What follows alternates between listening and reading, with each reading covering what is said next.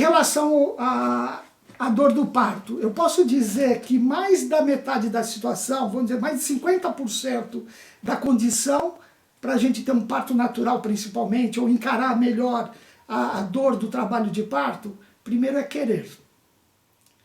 Querer, acreditar, se preparar, entender, procurar ter o conhecimento de como que é a fisiologia do parto, para vocês encararem. Na semana passada eu falei do trabalho de parto, né? Então a gente teve uma ideia da duração do trabalho de parto, a fase que é mais rápida, a fase que é mais lenta. Então a dor do trabalho de parto, ela não é todinha igual. Lembra aquela fase do aquecimento que eu falei? Aquela fase é mais tranquila. Se eu fosse pensar qual é a parte do parto que mais dói, vocês conseguem ter uma ideia no trabalho de parto qual que é a fase que mais dói? Normalmente, muitas mulheres acreditam que é a saída do bebê, é o final. E o que acontece? Quando a gente se prepara para uma situação de quanto mais lá na frente tiver, pior vai ser, já é um problema. Porque se a gente está com dor agora, a gente fica imaginando, ih, meu Deus, como que vai ser lá na frente? E, na verdade, não é assim. O final não é a pior parte. A pior parte, eu vou dizer para vocês, é de 6 a 8 centímetros de dilatação. No geral, é lógico que tem as suas exceções. Por que é de 6 a 8 centímetros? Porque é onde que está acontecendo a descida do bebê.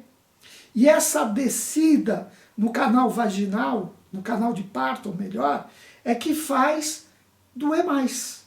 Então, para quem se prepara que lá no final vai ser a pior parte, não é verdade. Por que eu estou falando isso? Porque tem muita gente que está lá com 6, 7 centímetros e está super bem, mas acreditando que vai piorar muito. E não vai. Esse é o alento. Então, se eu cheguei até aqui com 6, 7 centímetros, eu tenho uma grande chance de conquistar um parto natural, principalmente se eu quiser. Então, como eu falei, a metade da situação é eu querer, eu acreditar. Uma outra questão importante na dor do trabalho de parto, isso é inerente, não a pessoa querer, é de cada um, é o limiar de dor. Tem pessoas que são mais resistentes à dor, tem pessoas que são menos resistentes. Então, mas eu tenho uma cólica menstrual que é insuportável, então eu não vou aguentar. Eu vou dizer que essa comparação não é válida, não. Em relação ao trabalho de parto, eu diria assim, eu não devo comparar nada a dor do parto com outra situação. Tem gente que quer comparar com cólica renal. Tem gente que quer comparar com a dor de cólica. Nada disso tem comparação. Por quê? Porque a perspectiva no final é outra. Quem tem uma cólica renal, qual é a perspectiva? Eliminar uma pedra. Tem gente que faz uma comparação, quem teve um abortamento sabe disso. Eu tive muita dor no abortamento, então deve ser igual, ou o abortamento é pior. Não dá para comparar. Por quê? No abortamento eu tenho sangramento, e o sangue é um fator irritativo para o útero. Então ele dá uma dor que é direta, ela não vai e para, ela não vai e para. É uma dor que é quase insuportável, muitas vezes, o abortamento. E principalmente porque tem uma questão importante. O final, qual que é? É a eliminação de um feto que não foi viável. Então a perspectiva no aborto não é uma coisa boa, positiva, vamos dizer assim. Então é diferente a dor para o nascimento do filho de vocês, para uma cólica renal, para um abortamento. Teve gente que já comparou a dor de parto, por exemplo, com a amputação de um dedo.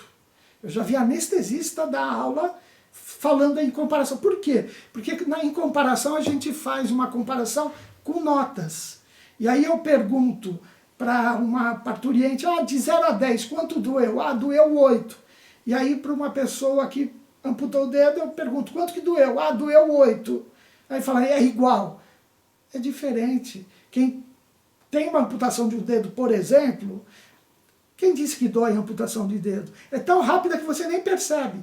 Mas a dor real, qual é? é a dor da perda. Então a pessoa, na hora que percebe o acidente, ela desmaia pelo estresse, diferente do trabalho de parto. Então, o trabalho de parto depende muito de como a gente se prepara. A outra situação é o limiar de dor. E o limiar de dor vocês só vão descobrir durante o trabalho de parto. Tá? Uma outra coisa importante que alimenta ou não a dor, e eu vou dizer que é muito importante, é o medo. O medo da hora do trabalho de parto, quanto mais eu conhecer o assunto, quanto mais eu conhecer a equipe que vai me assistir, o lugar onde eu vou parir, tudo isso são condições para te deixar mais tranquila. E quanto mais tranquila você está, menos dor você tem. Por quê? Porque o medo libera adrenalina, libera hormônios do estresse. E esses hormônios eles dão contrações que fazem a dor, as contrações serem mais doloridas. Uma outra coisa importante que pode fazer um parto doer mais ou doer menos é a duração. Então aquela mulher que tem um parto longo de 18 horas, muitas vezes não é a dor em si, mas é o cansaço físico. Por isso que eu falei na semana passada da importância de tirar aquele cochilo à tarde. Se a gente puder, a partir de 38, 39, mais 39 semanas, se possível, 1 horinha de cochilo à tarde, porque uma grande parte dos trabalhos de parto são de madrugada. Então eu vou encarar melhor esse trabalho de parto. Uma outra coisa importante é internar na hora certa, para não ficar aquele vai e vem. Porém, o outro lado, um parto muito rápido, também é mais dolorido. Por quê? Porque quando a gente se prepara para uma maratona, por exemplo, uma corrida mais longa, a gente libera o quê? Endorfinas. O corredor de maratona, ele começa a correr, chega uma hora que ele tem o prazer, ele começa a curtir um barato. A gente vê muitas parturientes, a mulher em trabalho de parto, você vê lá, às vezes, o olhinho virar. Por quê? Tá no barato, literalmente. São as catecolaminas, as endorfinas que estão sendo liberadas. Endorfina é um hormônio que dá prazer. Por isso que quem corre, você vê uns caras das 5 da manhã, 6 da manhã querendo correr. E eles falam, por que leva eles correrem? É o prazer.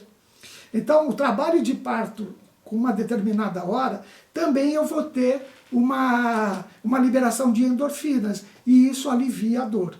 Por outro lado, um parto muito rápido, não dá tempo de eu liberar tanto essas endorfinas. E aí ele pode ser mais doloroso, e o neném desce muito rápido e acaba doendo muito. Tem algumas outras variáveis que faz um parto doer mais ou doer menos, que também não depende da gente. Quer dizer, até depende, porque tem algumas que a gente tem que evitar. Por exemplo, procedimento médico. Lembra que eu falei a semana passada que 10% das gestantes estoura a bolsa antes de entrar em trabalho de parto. O ideal é que não estoure a bolsa, que não rompa as membranas e saia o líquido. Por quê? Isso é uma proteção e também faz com que a dor do trabalho de parto seja menor. Então, por isso que a gente pede e orienta, e hoje as diretrizes colocam, para a gente não ficar rompendo bolsa das águas antes do tempo. Então o médico, quando vai lá, ou a obstetriz, a parteira vai lá e rompe a bolsa, ela está aumentando a chance de ter dor. Eu só vou fazer isso se tiver uma indicação precisa. Se não tiver indicação, eu não devo romper as membranas, porque é um fator de dor. Uma outra coisa que faz doer também mais é o parto induzido no geral, principalmente se tiver a dose do medicamento acima do necessário. Então o parto espontâneo é o parto mais tranquilo, menos doloroso possível. Aquela outra situação, eu estou em trabalho de parto, tenho 2, 3 contrações em 10 minutos, estou indo bem, e aí vai lá alguém e quer colocar o soro com ocitocina. Se eu estou tendo contrações eficientes e estou dilatando, eu não preciso utilizar a ocitocina. A ocitocina só vai fazer o quê? Ter mais dor. Vou ter mais contrações. Por que a pressa? Será que eu preciso ir tão rápido? Essa rapidez incomoda. Essa rapidez faz com que as contrações fiquem mais próximas uma da outra. E uma coisa importante, o neném é oxigenado principalmente entre essas contrações.